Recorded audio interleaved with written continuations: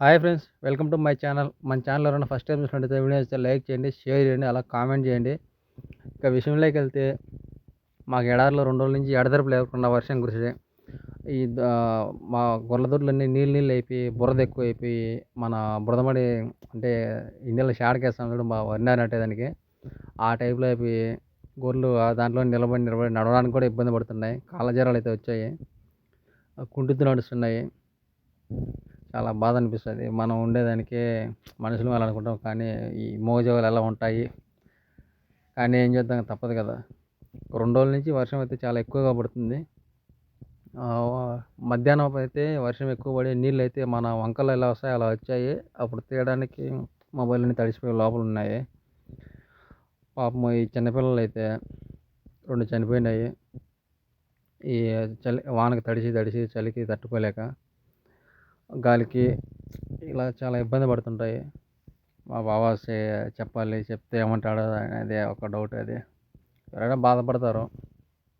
కానీ మనం ఏం చేయలేం కదా! ఈ వర్షం లేకుంటే బాగుండేవి.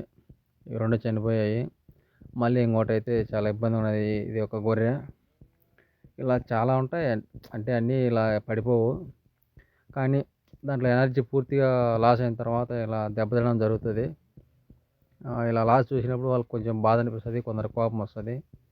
కానీ మన ప్రయత్నం అయితే దీన్నైతే పక్కన వేసాము. చలి తగలకుండా ఇంజెక్షన్‌లు అన్నీ వేసాము. అయినా కూడా ఇలాగే ఉన్నది ఇది. దీని టైం ఎలా ఉండదో ఆ దేవుడు ఎలా పెడతాడో చెప్పలేము. కోలుకోవాలని అయితే నేనైతే అనుకుంటున్నాను. ఇక ఈ బండిలో ఇక్కడ ఆర్బాన్ అంటాం దీన్ని. మేమైతే ఏమంటారో మీరైతే, నాకైతే తెలీదు. దీంట్లో అయితే దీని 2కి ఇసుకైతే తీసుకొని ఆ పిల్లలు మేత తినే తొట్ల దగ్గర వేయాలి. ఎందుకంటే అక్కడ నీళ్ళు నిలబడినాయి. పిల్లలు కాళ్ళు పెట్టినప్పుడు మళ్ళీ వాటికి కాళ్ళ జ్వరాలు వస్తాయి కాబట్టి ఇలా వేయాలి. వేయాలని ఈ బండిలో తీసుకుంటున్నాను. అలాగే మాట్లాడుతూ మాట్లాడుతూ బండి నిండుకైతే ఇసుక వేసాను. మొత్తం తేమ ఇసుక ఇది. చాలా వెయిట్ ఉన్నది. లాక్కోవడానికే చాలా ఇబ్బందిగా ఉండదు. కానీ కష్టపడాలి. మనమే ఈ నీళ్ళకి వీటికి ఏదన్నా హెల్త్ బాగాలేకపోతే ఉండలేము. కానీ ఈ గొర్రెలు ఇవన్నీ ఎలా ఉంటాయో ఒక్కోసారి చాలా బాధ అనిపిస్తది. కానీ దేవుడు ఎవరికి ఇచ్చింది వాళ్ళకి ఇస్తాడు. చాలా వెయిట్ ఉన్నది ఇసుక. లేకుంటే మామూలుగా పొడిగా ఉన్న ఇసుక అయితే దాన్ని ఫుల్‌గా తీసుకొని పోవచ్చు.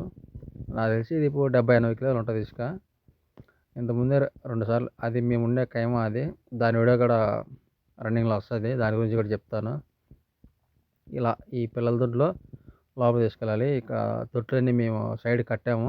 పిల్లలు దాంట్లో కాళ్ళు పెట్టకుండా దాంట్లో పిండి వేస్తాము. అది అక్కడ వేసాను కదా! కిందికల్లంతా నీళ్ళు ఉండేది సైడ్‌లో. అలా వేసుకొని మళ్ళా లాస్ట్‌లో అంతా ఒక లెవెల్‌కి చేసుకుంటాను.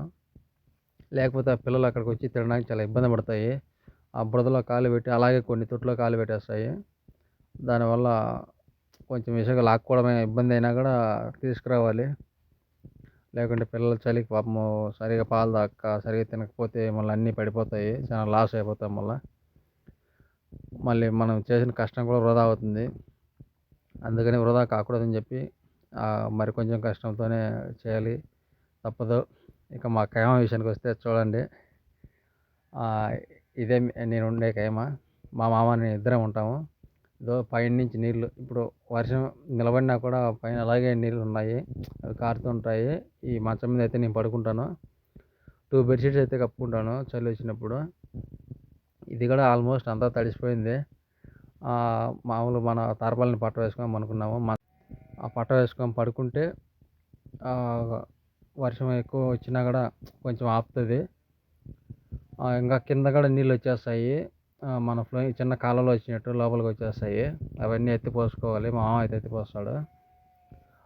ఇక ఈ విషయానికి వస్తే ఇది బ్యాటరీది, వెహికల్ బ్యాటరీ తెస్తారు. దానికి సోలార్ ప్లేట్ అయితే మాకు వెనకాల ఉన్నది. ఎండ కాసేపు ఛార్జింగ్ ఎక్కుతుంది. ఇక వర్షం పడింది కాబట్టి 1 or 2 days వరకు ఛార్జింగ్ పెద్దగా ఎక్కదు. ఇది కూడా మొత్తం తడిసిపోయింది. దానివల్ల ఛార్జింగ్ అయితే అస్సలు ఎక్కట్లేదు. ఒక్కోసారి అనిపిస్తది, ఎందుకురా ఇంత దుర్భరమైన జీవితం అనిపిస్తున్నాము, ఇంటికి వెళ్ళిపోవాలి అని ఒక్కోసారి అనిపిస్తది.